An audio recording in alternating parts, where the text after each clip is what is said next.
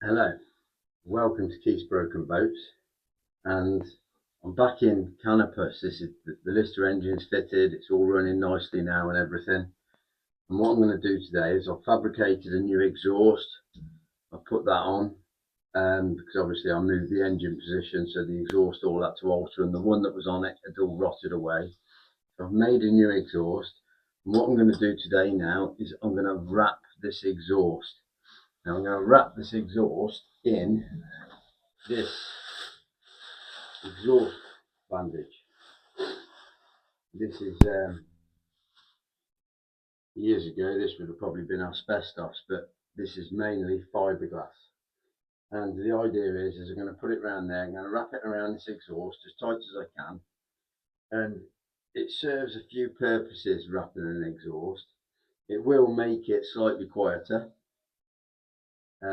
It will also, if you have to get down in here once the engine's been running, this obviously is all red hot, and it'll stop you burning yourself on it, which is quite a good thing. But also with it is, you imagine if all this was in an enclosed area with soundproofing and everything, this exhaust pipe would act like a heating element in an oven, and obviously it would heat up the area all around the engine. You've basically made yourself an oven, and for every 10 degrees C your engine bay temperature rises. Obviously the air in the engine bay heats up by that, and it becomes less dense. There's less oxygen concentration in the air, to the point that for every 10 degrees C that your engine bay rises, you lose 1% of your horsepower. So I've got my exhaust wrap, and I'm not going to be wire locking it onto here. I am going to be using these steel cable ties. I'm going to wrap the exhaust around, put this on, and then it's just a bit easier than wire locking it all in place. So I'll make a start, and then we'll see how it goes. I'm starting at the engine end, and I'm going to work my way out. So I get less space here, and the roller bandage will be a lot smaller when it gets to here than it is there, so it'll be easier to wriggle around in the place.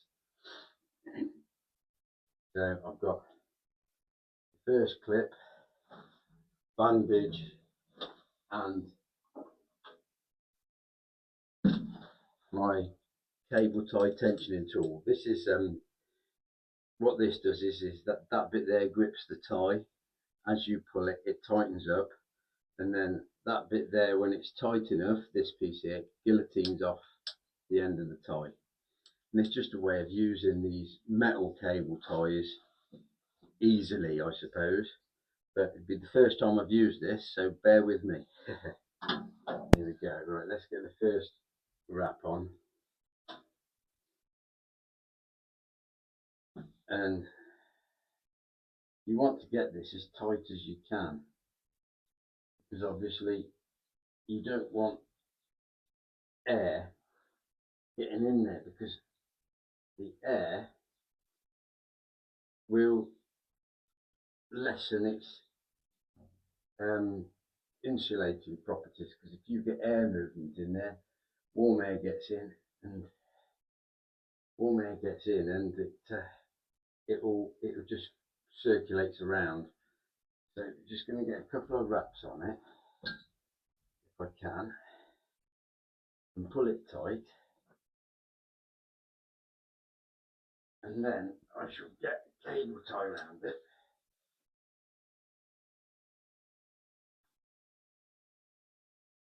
Tighten it up, and then I can pull it really tight. Let's just drop that over there in a sec.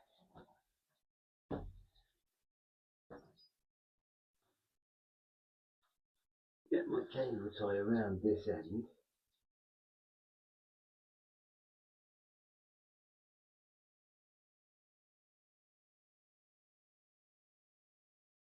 Initially put it in by hand. And like I say, it's the first time I've used this, so bear with me a little bit. That goes through there like that, if you haven't seen the end. Through there like that. And then you pull it, and that gets up really nice and tight. And then you flick that, that guillotines that off. There. And that's given me a nice tight start. So now I can really wrench on this, get it as tight as possible, going around this exhaust. And what I'll do is I'll get another couple of wraps on it, and then I will bang another tie on it.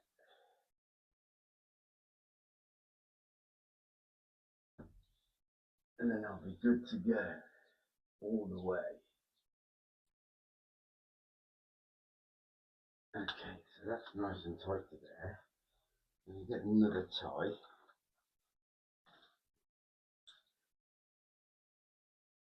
And I'm just going to drop it around there.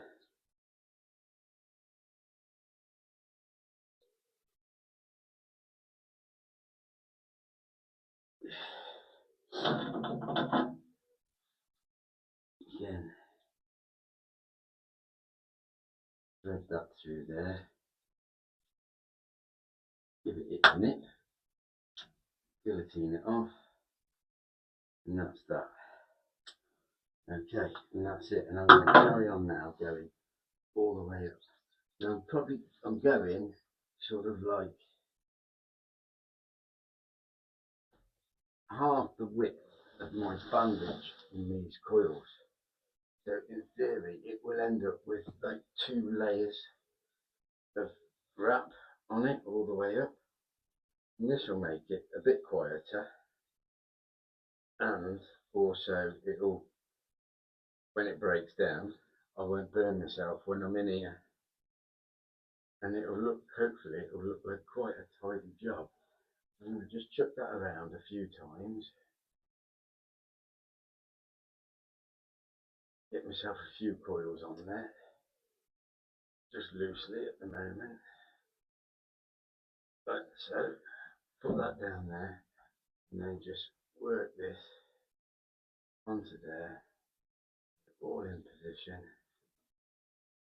work it round.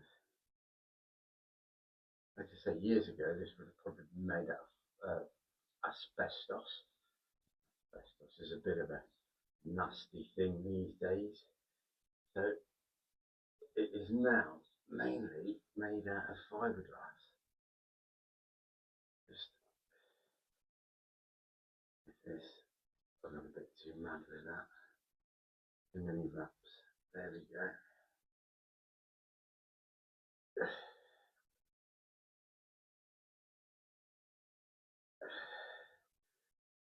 I'm trying to get it as tight as I can around here.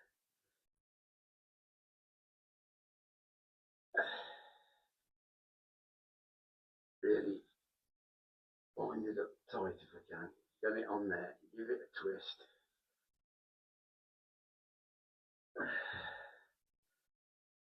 Get it really nice and tight. As I'm wrapping this, if we just go back to the horsepower thing with temperature, obviously for every 10 degrees C that engine bay rises in temperature, the oxygen becomes a lot less dense and you lose 1% of your horsepower. But if you've got a 100 horsepower engine and that engine bay raises by 50 degrees C, you've then lost 5 horsepower, which on a narrowboat going into a lock or something like that, you probably really wouldn't notice. If you're sort of into high performance, that sort of thing, then the top end, like that last little bit, you might notice it, but it's one of those. but like I say, also it sort of helps keep everything a bit cooler, which is always important.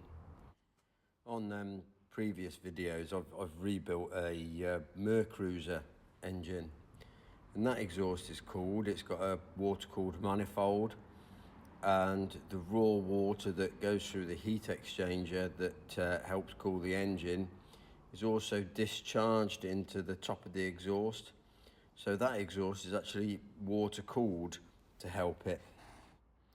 The cable ties I'm using, they're made out of stainless steel, and I got them from an electrical wholesaler.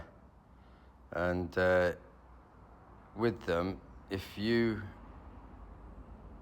look at the end, there's like a little ball bearing in that little cup there, and what it does is, as you thread the cable tie through the end, when you pull it tight, that little ball bearing rolls back in and clamps it inside.